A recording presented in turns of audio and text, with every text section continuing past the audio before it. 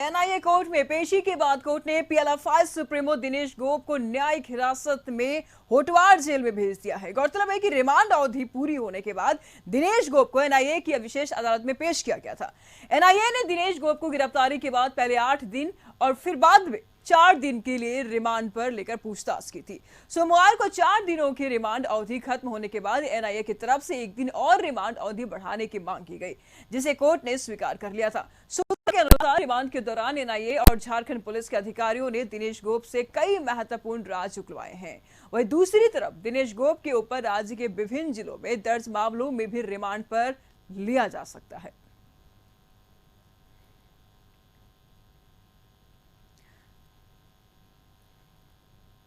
इस पर तमाम जानकारी के लिए न्यूज कोऑर्डिनेटर मनोज जी इस वक्त हमारे साथ बने हुए हैं। मनोज जी, एनआईए लगातार दिनेश गोप से पूछताछ कर रही है, अब तक क्या कुछ राज निकल के सामने आए हैं?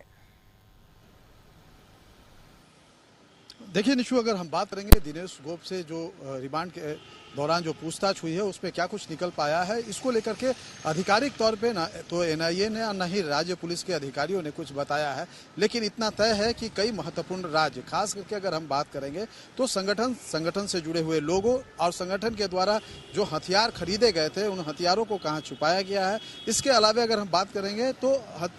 संगठन ने जो लेवी के रूप में करोड़ों और अरबों रुपए वसूले हैं, उन रुपयों को कहाँ खपाया गया है, किन किन सेल कंपनियों में लगाया गया है और कौन कौन से चेहरे हैं जिनके नाम पे ये पैसे जो है निवेश किए गए। इन सारे चीजों को, इन सारे राज्यों को उन्होंने जो दिनेश गोप ने है पूछताछ के दौरान एनआईए को बताया है। अब एनआईए और राज्य पुलिस इन सारे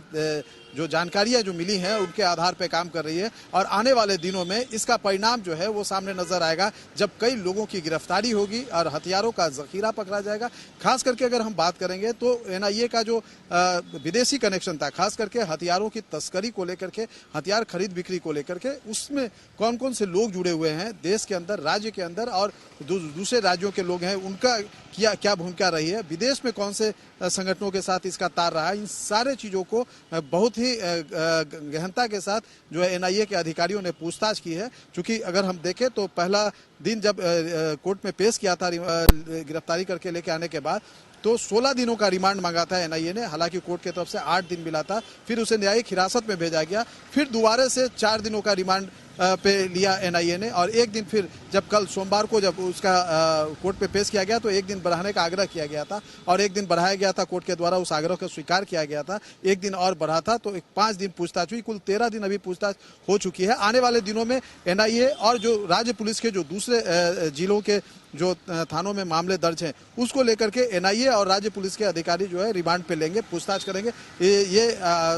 आने वाले दिनों में हो सकता है। साथ ही जो पूछताछ के दौरान जो जानकारियां मिली है उन जानकारियों के आधार पे आगे जो है अभी छापेमारी की जाएगी, संगठन से जुड़े हुए लोगों को जो है गिरफ्तार किया जाएगा, उनके खिलाफ कार्रवाई की जाएगी। तो एक तरह से कहा जाए कि पीएलएफआई नाम जो है उसको नेस्तनाबूद करने के लिए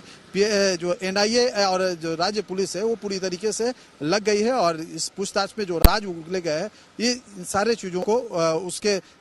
साथ में जो है उसको एग्जीक्यूट किया जाएगा, उसको अब जमीन पे उतारने की कोशिश की जाएगी। जी निशु, तरीके से रिमांड पर रिमांड लिए जा रहे हैं, पूछताछ की जा रही है, उसी तरीके से परत दर परत सारे राज बेपर्दा होते जा रहे। क्या फिर से रिमांड की गुहार लगाई जा सकती है एनआईए के द्वारा कोर्ट से? जी बिल्कुल, जैसा कि मैंने आपको बताया कि अकेले अगर हम दिनेश गोप पे देखें तो 150 से अधिक मामले जो है ऐसे हैं दर्ज हैं रांची, खूंटी, सिमडेगा, चाईबासा, गुमला, इन जिलों में, जो कि इसमें कि नामजद है दिनेश गोप। इसके अलावा पीएलएफआई के नाम पे जो घटनाएं घटी हैं, लगभग 400 से अधिक मामले दर्ज हैं इन थानों में। तो उन सभी मामलों की पड़ताल के लिए और उस मामले में कौन कौन से लोग थे, क्यों मामला था, किस तरीके से उस घटना को अंजाम दिया गया था, क्योंकि ये मामला अभी अंडर ट्रायल है, तो कोर्ट में इन सारे तथ्यों को रखने के लिए राज्य के द्वारा भी जो है, जो विभिन्न जिलों के पुलिस है वो समय समय पे रिमांड पे लेगी, पूछताछ लेगी, ताकि उस केस को आगे बढ़ाया जाए, उस केस से जुड़े हुए जो अनसुलझे हुए जो पहलू हैं उसको खोला जा सके जो और उसको कोर्ट में रखा जा सके। जो तथ्यात्मक चीजें, जो एविडेंस जुटाने की बात है, ये सारी चीजें जो है इसके गिरफ्तारी से जुड़ा हुआ है, इसके बयान से जुड़ा हुआ है। तो इस तरह से कहा जाए तो आने वाले समय में निश्चित राज्य पुलिस के सभी जिले और एनआईए जो है, चूंकि अभी एनआईए का काम अभी बाकी है, कई सारी चीजों को अभी जानकारी हासिल करनी है एनआईए को। इस बड़ा प्यादा एक तरह से कहा जाए, इस संगठन का सबसे बड़ा जो है आदमी था, इसी ने इस संगठन को खड़ा किया था। तो ऐसे में इस स्थिति में इसकी अभी और भी इसको रिमांड पे लेकर इससे पूछताछ की जाएगी, इसमें कहीं कोई संदेह की बात नहीं है। आने वाले समय में निश्चित तौर पे जो है एनआईए और राज्य पुलिस के जो विभिन्न जिलों के जो अधिकारी हैं रिमांड पे लेकर पूछताछ करेंगे। जी, नकेल कसे जा रहे हैं दिनेश गोप पर। मनोज जी, लगातार पूछताछ भी हो रही है, बड़े बड़े राज भी बेपर्दा हो रहे, क्या कुछ बड़े चेहरे भी इसमें शामिल होने की संभावना है?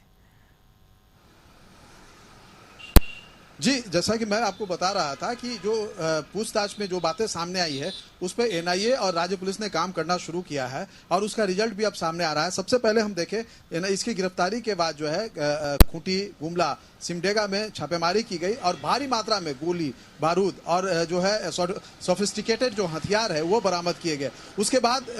इस जिस जिप्सी पे घूमता था, जो एक आतंक की जिप्सी कही जाती थी, जिसपे सवार होकर अपने हथियारबंद गुर्गों के साथ ये आतंक फैलाता था खूंटी और जो सिमडेगा और उन इलाकों में, वो खूंटी, वो जब पुलिस की दबिश बढ़ी थी तो उसने जमीन के अंदर 10 फीट 12 फीट गड्ढा खोद करके उसको दफन किया था। उसे खोज निकाला पुलिस ने, उसकी रिकवरी हुई है। तो एक तरह से कहा जाए ये सारी चीजें जो हैं ये बता रही है कि इसने कई राजों को बताया है और आने वाले दिनों में ऐसे कई जो राज हैं, जो कई जो छुपे हुए तथ्य हैं वो सामने आएंगे पीएलएफआई से जुड़े हुए। इतना ही नहीं, अगर हम बात करेंगे तो अभी हाल के दिनों में अगर देखें तो खूंटी में भी कल जो है 5 पीएलएफआई उग्रवादियों की गिरफ्तारी हुई है। तो कहीं ना कहीं ये सारी जो जानकारी है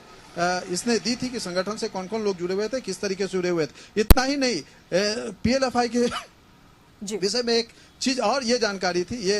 मतलब कहा जाता है कि पीएलएफआई जो है अपने फ्रेंचाइजी बांटता था। जो आपराधिक गिरोह छोटे छोटे होते थे उसको एक तरह से कहा जाए फ्रेंचाइजी देता था कि भाई तुम इस इलाके में काम करो, मेरा परिचय का इस्तेमाल करो और लेवी वसूल के हमको हर हफ्ते हर महीने इतने पैसे पहुंचाओ। तो उसमें कौन कौन से लोग शामिल हुआ करते थे, कौन कौन से छोटे गिरोह थे, जो आपराधिक गिरोह थे, इन सब की पहचान की जा रही है और आने वाले दिनों में इसका परिणाम नजर आएगा जब इन सबसे जुड़े हुए लोगों की गिरफ्तारी होगी, उन पर कार्रवाई होगी। जी रिशु, बिल्कुल, शुक्रिया मनोज जी आपका इन तमाम जानकारियों के लिए।